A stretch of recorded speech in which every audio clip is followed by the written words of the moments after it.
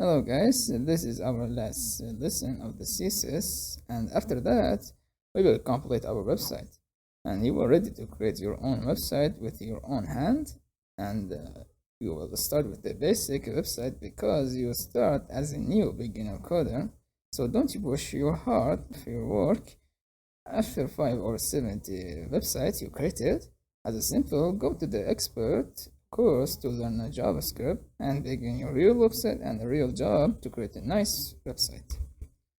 Okay, first let me explain what is the index. Now, sometimes you have two boxes or two div, and you want this first box be in front and the second box be in back. Here comes the index. Now, how to use the index? We need to type a position in a CSS to create the index. And if you put a z-index without any position, then you will get an error. And the most important, if you use the position static, z-index will not work. You see error in a Chrome, and because this is position static, and he will tell you about the error. I don't know why, but static not working, but we go with relative or absolute. Let me show you, let me first increase the width of this before, just 1 minute. Okay, now let's use in a CSS as the index for, I don't know, this item of a form. You see this have a 1, and that means it be a front of the before, not a back. And if I use the 1, I say to the CSS, let me back of this before, not front. This is how the index work, and you must know that, for example, the index work for item of the div.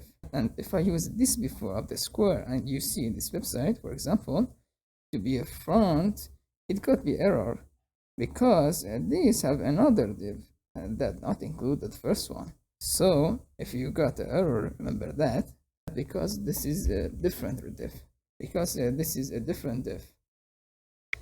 Okay, next one is the border and the border radius in a website. In this website, you see this. You see in a form, our input have a border that have a 2 pixel solid with a color, and the border must use it instead of a background, or I don't know, new theme, something like this. But I love a border. Even if you see my website, I use a border for the theme and be nice. Now, how to use it? We have a two-way, like a same use a margin and padding. If you remember that, the first one just type a padding, and the second one is a type a padding top or the padding left or right. Now, if you want to all item or div be a border, just type a border and give it the size, number of the size. And then the next be a solid or must use it. You can use the groove or the double. And other example, this code will show your code. And the next one is the color of your border to create it. Now this is our border. Second way, just like I said, use a border top for just a top to create a border, or a bottom for just the bottom, and other left and right if you want. Just type a border top and press enter, 2 pixels solid, and the color. And for bottom, border bottom, 2 pixel solid, color. Just like that. And if you want to be just top or left, bottom and right, and yeah, this is a border. Now what is a border radius? Now if you create a border, you see it just a square, and maybe you want to be a circle or little effect, have a style like this. Here come a border radius to be a circle or style it in this website. You see it just type 10 pixel of his border radius to have a nice effect. And if you increase it, you see it's gonna be a better effect. And if you have a square like this before, you will use a border radius. And if you want to be a circle, always use a 15%, to make sure have a circle. And know that it must be same width and the height to have a better circle. And if your width be 45 pixel or more than height, not the same number, the circle will have a bad effect. Okay, this is a border and the border radius. Okay then, and the next one is a filter. Okay, there are more CSS code you can use. Now let me explain about the blur in a CSS and how to use it. I don't know you want to use it, but learn it better from nothing. I think you must learn it. Now if you see our logo, it have the two before and after that we talked about that in our lesson. Now if you add in a CSS, just type a filter. You see you have more option that you can use it. I don't know, like brightness, hue, or other thing. You can try it by yourself because I don't use it and I want my video be short. If you're interested, then use it, but we explain about the blur. Now click on the blur. You see it had 1 pixel. Increase it. You have a blur effect. Now, in some cases, you want to use a blur in the back, like outside. Here come backdrop filter instead of filter.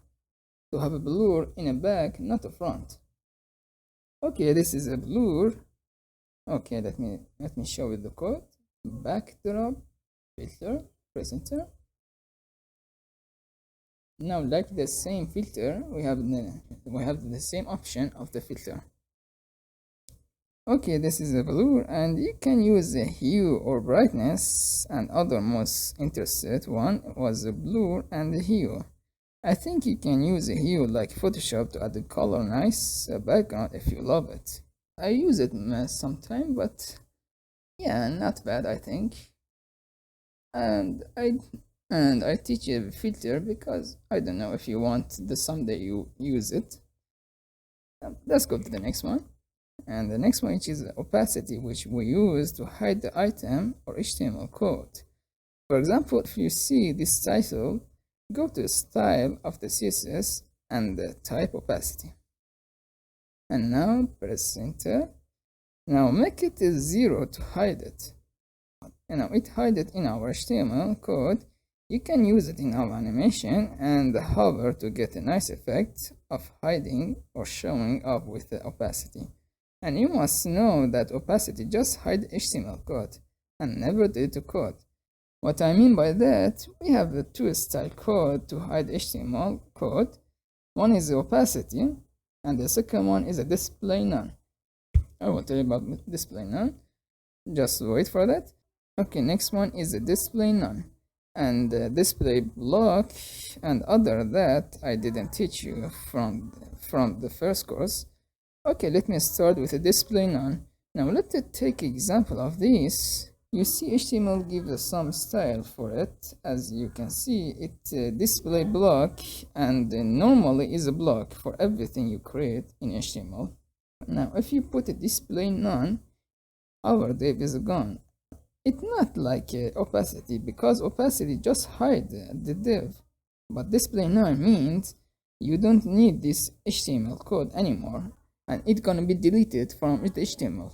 So I don't want to use it. Now you ask me why this code is useful. Sometimes we use it when we don't want a div anymore, or instead of the opacity, use a display, but shame is a display none can't use any animation code, CSS keyframes. I don't know why, but I think display none is useful someday.